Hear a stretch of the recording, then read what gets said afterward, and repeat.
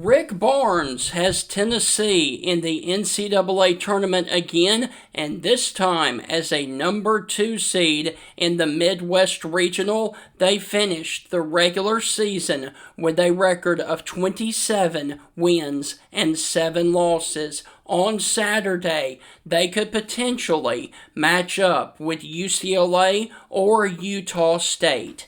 Ryan Sylvia of volreport.com will join me on this edition of the Stingray Show for a quick recap of the season for Tennessee Volunteer basketball and to preview how far this team can go in March Madness right here on the Tennessee Volunteer preview show for March Madness. Hi, this is Tim Brando with a reminder. Those of you on Tide 100.9, look out. You're about to feel the buzz of Stingray. This is Stephen Ray, a.k.a. Stingray, coming to you live from Tuscaloosa, Alabama. I'm Heath Hopkins. I'm here in DeSoto County, Mississippi, right outside of Memphis, Tennessee. You know, Mark, I'm going to put you on the spot. Do you feel that responsibility to pay it forward and give some kid a chance coming up in the ranks, kind of like Tony did for you? Why do you think I'm talking to Stingray tonight? Thank you, man. I appreciate No, that. I mean, look, no. Hey, Stingray, here's the deal. When you get involved with Texas, it's like getting married to a stripper. and let me explain this. It looks good. It's kind of sexy on the surface. Yeah. But then you get the baggage, you get the drama, you get all that eventually comes with it. And that's what you get with Texas, and that's what the Big 12 learned. And Heath, any thoughts on our show moving forward? Hey, to everyone in Tuscaloosa listening here on Tide 100.9. With the Stingray Show, if you don't like it, you better learn to love it, because it's the best show going today, baby. Woo!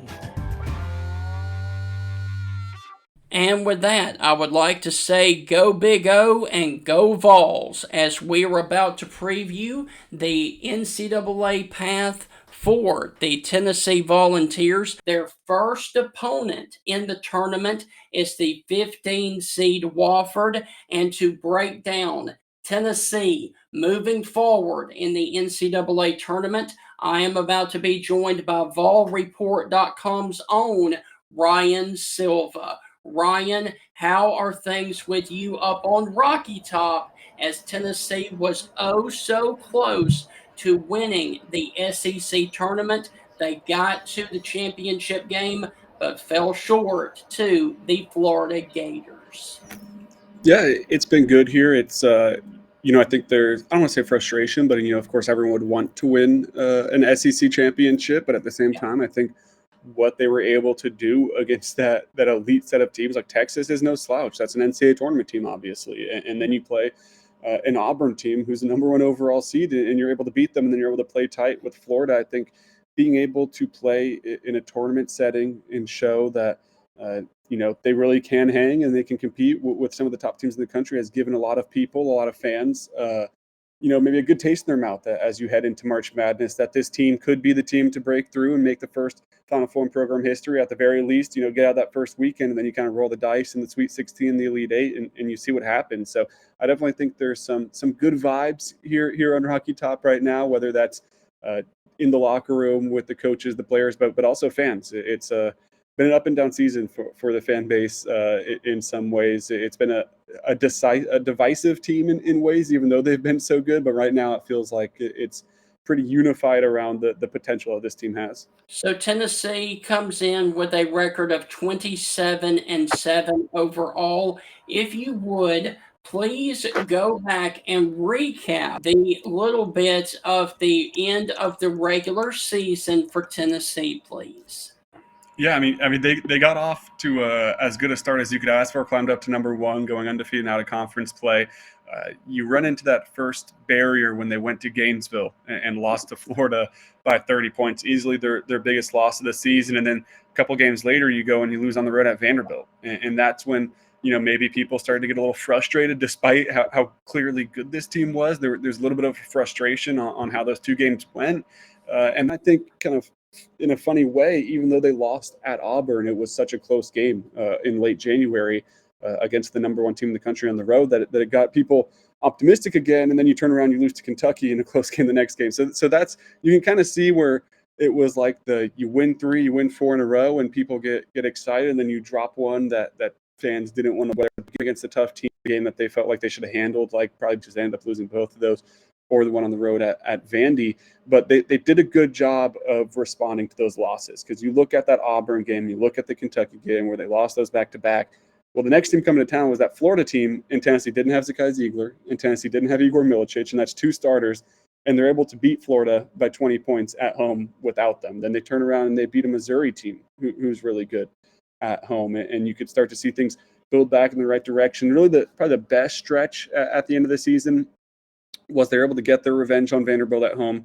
They went on the road and won a big game at Texas A&M, who's a fantastic team.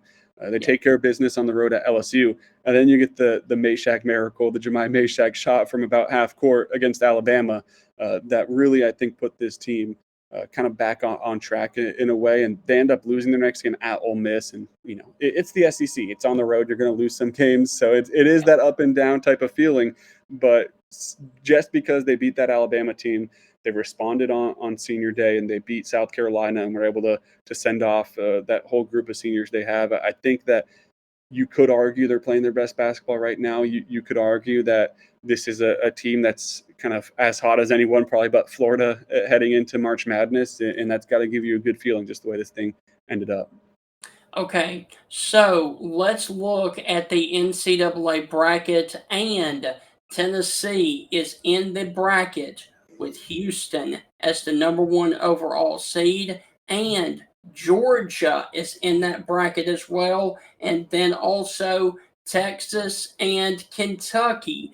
And if Tennessee gets past Wofford, which we think they will, their next opponent will be the winner of UCLA and Utah State. How do you see the first 2 rounds going for Tennessee? I'm pretty confident that they'll be able to get out of that first weekend. They have familiarity with Wofford. They played a Wofford team, same coach, a lot of the same players, same system last year, and it was a close game at halftime, but Tennessee was able to pull away, and maybe more stakes on the line than a random non-conference game. I think Tennessee should be able to show up, and I'm not too worried about them being a team that gets caught in this first round. And then you look at the next matchup, and I think it's pretty favorable for Tennessee as well. UCLA and Utah State. Utah State, their defense has really slipped late in the year, and offense. So maybe they could be a team that gets hot, and they're one of those March Madness teams that can't miss a shot, and it doesn't matter, and they make a bit of a run. But just the way their defense has been playing, I think you have to like that matchup. And then if it's UCLA as the 7th seed that ends up coming out, it's not a bad group at UCLA at all, but they remind me in some ways of Tennessee, and the pace of play, and just kind of the tempo that they use, and the way they get their shots in some ways. And I just think Tennessee's better at doing it than UCLA is. So whichever team it is that comes out of that matchup, I think you have to like that for Tennessee as well, especially considering those games should be, relatively a home game. Like, I'm sure some Kentucky fans in Lexington will buy tickets to see some March Madness basketball and boo whoever's in orange. But at the same time, that's an easy trip for Tennessee fans, and it's not going to be the easiest trip for UCLA or Utah State fans. So when you look at those first 2 rounds, I think you have to like Tennessee's odds of moving out of it. Okay, and then in the Sweet 16, you would either match up with Illinois or Kentucky, because the winner of those games would move on to face Tennessee. And I know for Tennessee fans, they do not want to see Kentucky again. Yeah, when you look at the possible Sweet 16 opponents, it's probably the 3 most likely teams are 3 teams that Tennessee's played already. When you look at Kentucky, they've played them twice. They beat Illinois in a really close game. Jordan Gainey had to get a shot at the buzzer to win that. But even Texas, who's in the play-in game against Xavier, there's a lot of familiarity there as well. So just when you look at, there's almost certainly going to be a rematch in the Sweet 16 for Tennessee. I think it's a little bit of a tough spot to be in. I think you'd probably like to see a new face in that spot, an ACC team you haven't played, or a big, I think that would probably be a bit more ideal. But at the same time, You have to trust what Tennessee's scout teams have done and the scouts that the coaches have done to be able to prepare for a possible third game with Kentucky. Like, on one hand, I think Tennessee fans are like, don't give Kentucky again. Like, you already lost them twice. You don't want them a third time. But on the other side, it's like, man, there's not much harder things to do than beat a team 3 times in one season. So maybe it does swing a little bit in that direction for Tennessee as well. And then Illinois is the same way where, Illinois is a very different team, I feel like, than when Tennessee played them. But that was a dogfight over in Illinois. So you have to see how those rematches go. It's just a funny little situation Tennessee's in where their path to the Elite Eight, there's gonna be some sort of revenge factor on one side or the other once they get to the Sweet 16. So, how far do you ultimately think this Tennessee team can go? If you're talking about the ceiling of this team, like what could they reach? I think it's a national championship. Like they're a good enough team that they could make the run all the way. If you're talking about the floor, there is a possibility that shots don't fall and you get a hot Wofford team, they lose in the first round. And that's, you could say that about any team in the NCAA tournament. I think more realistically, it's a second weekend probably type of team where either you get caught in the Sweet 16 or right now when I'm filling out my bracket, I have them getting stumped in the Elite Eight at the moment. And I think that's probably a realistic spot. But like Woodized, if Tennessee goes to the Final Four, it's really good. And it's a veteran team. You have Zakai Ziegler, who's maybe the best defender in the country. And if it's not Zakai Ziegler, you can make your case that it's his teammate Jemai Meshack that's the best defender in the country. Chaz Lanier, he was the SEC tournament, cooled down a little bit in that championship game. The defense is going to be there. There's a good chance that you see this team break through and make Tennessee history and get to the Final Four. But man, it's just tough in March. You never know who's going to get caught and where they're going to get caught. So right now, I have this team as an Elite Eight team, which would still be a historically great team for Tennessee. They're 30 Elite Eight of all time, but they definitely have the pieces to be a Final Four team. So Ryan, my final thing. Who do you have cutting down the nets, and is it the Florida Gators? Right now, I don't have Florida, and I think Florida's probably rightfully the favorite. Like, they're playing the best basketball of anyone right now. Yeah. I have Duke right now, and you kind of have to see what Cooper Flagg looks like. I think on how well they played without him in the ACC tournament. So he's healthy. I think you have to like what Duke is when he's on the court, but that's kind of up in the air. Like how, they say he'll be fine for the NCAA tournament, but how much of that is smoke or whatever, you could knowing exactly the extent of how he'll be playing. I like Duke. I have Florida in the Final Four. I think Texas Tech is a sleeper team and kind of put quotes, they're 3 seed, but I think they're a team that could make a run. But right now I have Duke, and I think that that star power of Cooper Flagg. And how far, as we go out the door, how far do you have the number 1 overall seed going in Auburn? Yeah, I have them. Pull up my bracket really fast because I can't remember exactly where they match up. I know that I have them in the Final Four.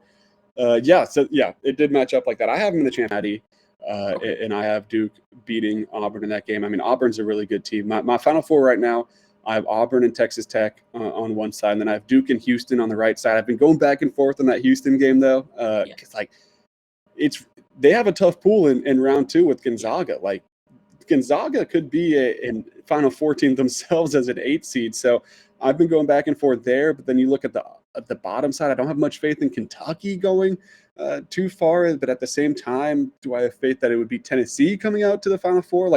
But that goes back to say about Tennessee. I think that door is open a little bit for them in that region where there's a lot of good teams in it. But at the same time, you're towards the top of that good team list, and you could have some upsets fall your way and things here and there. Maybe McNeese can get Clemson out of the way, or Purdue could fall to a good High Point team. And I know that you're looking ahead to the Elite Eight there, but that side of the bracket has kind of been the most confusing one for me to pick a team to come out of. But I have Duke over Auburn in the Natty for now.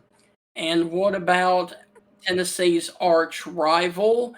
How do you see Alabama going? Yeah, I have Alabama losing to Wisconsin, and that would be the Sweet 16. I like what Wisconsin's doing recently. I feel like they're a team, not to the extent of Florida, obviously, but a team that's playing good. I don't see them having much issue in those first 2 rounds. They should pretty effortlessly get out of those first 2 games against Robert Morris and then either St. Mary's or Vanderbilt. But that Wisconsin game, I think, could be tricky for them. It's tough to go to the Final Four 2 years in a row. It's another team that's plenty capable of cutting down the nets and winning the whole thing. But for now, I've settled with Auburn as a Sweet 16, or Alabama as a Sweet 16 exit. Gotcha. So, Ryan, look, man, you are going to Lexington and Columbus to cover the women's and the men's Tennessee basketball teams. Be safe going to both of them. Good luck to the Volunteers, and hopefully for Tennessee fans out there, both teams can cut down the nets in men's and women's basketball. Yeah, thanks, Stephen. I appreciate having me on. All right, so guys, that is going to wrap up another edition of the Stingray Show. We hope that you have thoroughly enjoyed it with Ryan Silva. And if you like this episode, do not forget to like and subscribe right here on Spotify and or YouTube. Hey, West Alabama, bet you didn't know this. If you're craving some mouth-watering seafood, South's Finest Meats right here in Tuscaloosa offers crab legs, crab claws, red shrimp, raw shrimp, tilapia fillets, catfish strips, and catfish fillets. They also have hamburger patties made daily, as well as chuck roasts, ribeye steaks, New York strips, pork chops, and as well as chicken leg quarters. You can find all of this deliciousness and a whole lot more at 3201 10th Avenue right there in Tuscaloosa. Go by South's Finest Meats and be treated like an MVP.